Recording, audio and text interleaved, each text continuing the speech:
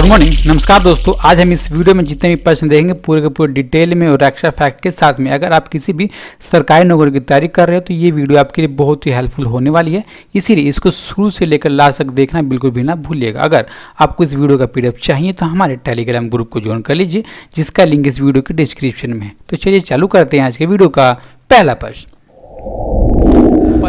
75वें संयुक्त राष्ट्र महासभा का अध्यक्ष किसे चुना गया? ये चुने गए ऑप्शन नंबर यानी कि वोल्कन वोजिकर। इनकी प्रेजेंट टाइम पर एज है दोस्तों 69 ईयर। ओके, अब देखिए ये ऐसे पहले तुर्की व्यक्ति हैं जिनको संयुक्त राष्ट्र महासभा का अध्यक्ष चुना गया है। दोस्तों ये पहले हैं, इसीलिए बहुत ही इंपॉर्टेंट हो जाते हैं, इसलिए आपको दोस्तों इनको याद कर लीजिएगा। अब देखिए जो इनका कार्यकाल है कितने वर्षों के लिए है, तो 1 वर्ष के लिए इनका कार्यकाल है। ठीक है, कब से चालू होगा, तो इसी साल के 15 सितंबर से उनका कार्यकाल चालू होगा दोस्तों। ठीक है, अब देखिए जो 75वां संयुक्त राष्ट्र का दोस्तों सत्र हो रहा है, ये कब से कब तक इसका आयोजन किया जाएगा, तो 15 सितंबर से लेकर के 30 सितंबर तक उसका आयोजन किया जाएगा। ठीक, कहाँ पर किया जाएगा, तो न्यूयॉर्क में इसका आयोजन किया जाएगा। और न्यूयॉर्क कहाँ है, तो US यानी कि संयुक्त राज्य अमेरिका में। इसका आयोजन करेगा कौन, तो संयुक्त राष्ट्र महासचिवालय यानी कि संयुक्त राष्ट्र दोस्तों का जो सचिवालय है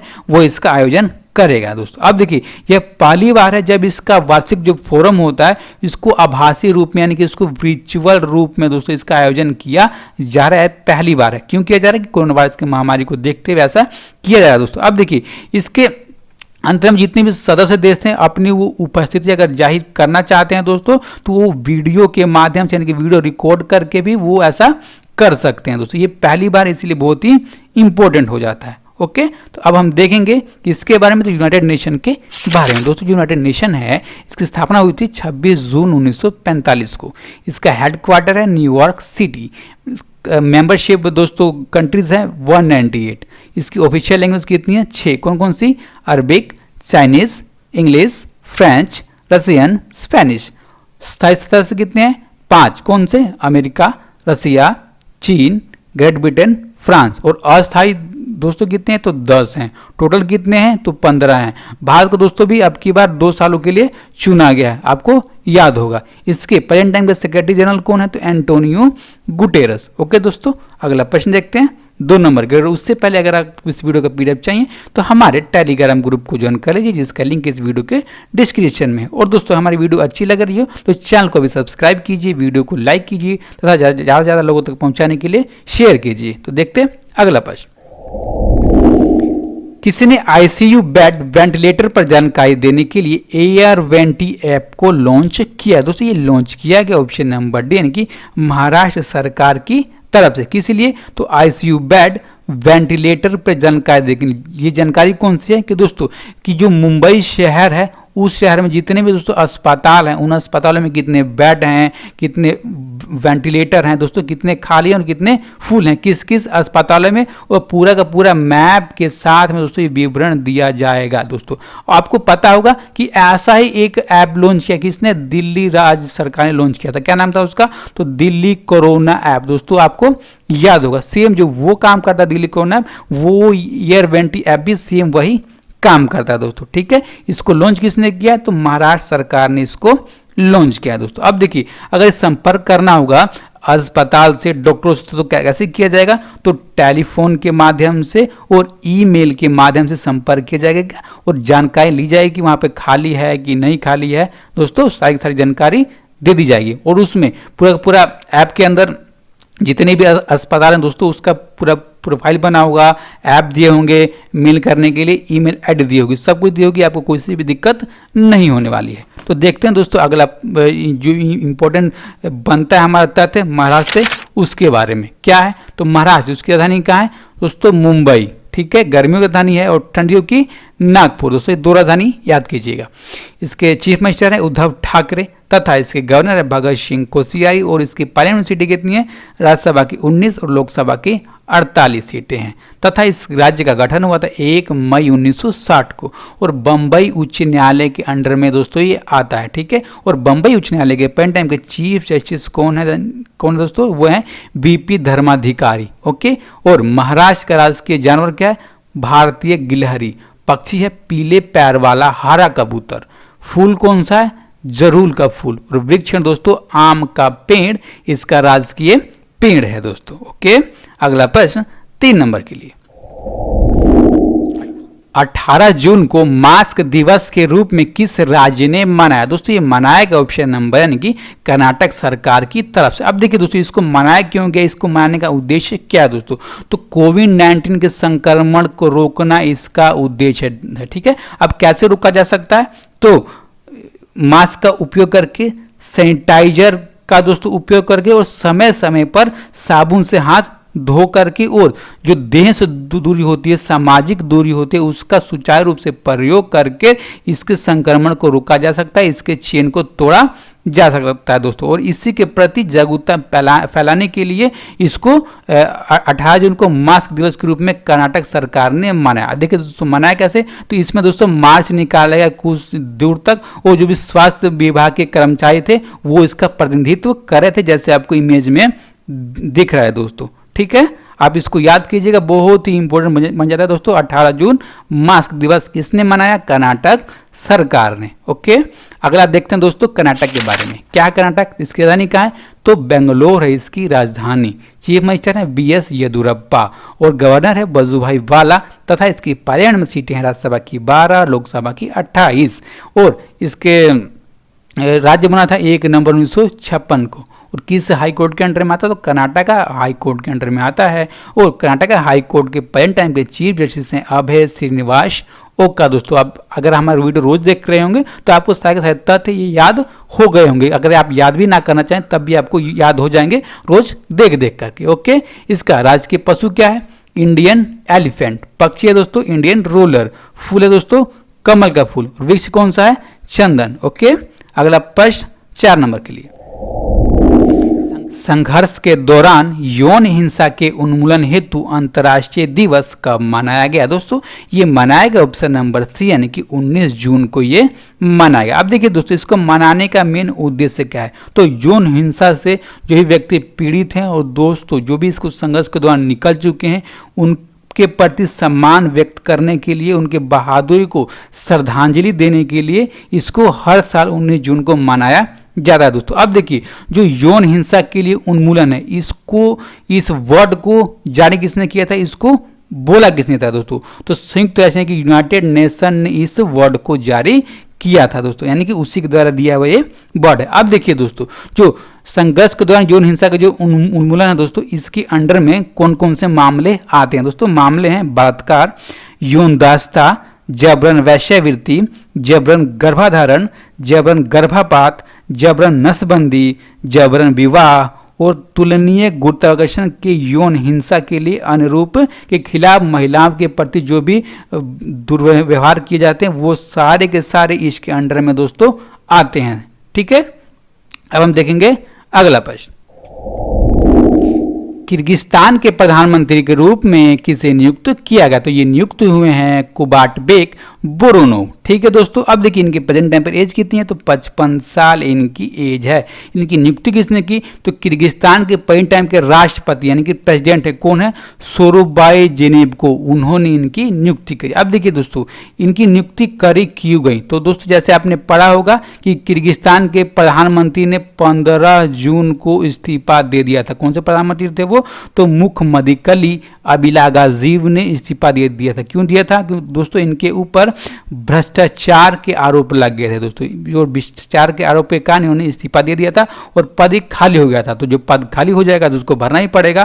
तो इसी कारण सोरोबजेव ने दोस्तों कुबाटबेक बोरोनेव को नया प्रधानमंत्री बना दिया गया किर्गिस्तान का। ठीक है दोस्तों, अब देखिए इनको 116 सीटों में से 105 दोस्तों वोट मिले, यानी कि 116 टोटल वोट थे जिसमें से 105 वोट मिले और ये नए प्रधानमंत्री बन गए दोस्तों। अब देखिए ये पिछले क्या थे कि इससे पहले किस पद पर थे? तो दोस्तों ये 2011 से लेकर के 2018 तक ये किर्गिस्तान के उप प्रधानमंत्री के तौर पर दोस्तों ये कार्यरत थे। ठीक है, और जब दोस्तों लगभग आपको याद होगा कि 2010 में किर्गिस्तान के 9 अलग अलग उप प्रधानमंत्री थे, तो उसमें से भी एक ये भी उप प्रधानमंत्री के रूप में थे, अब जो प्रधानमंत्री बन गए। ओके दोस्तों, अब हम देखते हैं अगला प्रश्न 6 नंबर के लिए।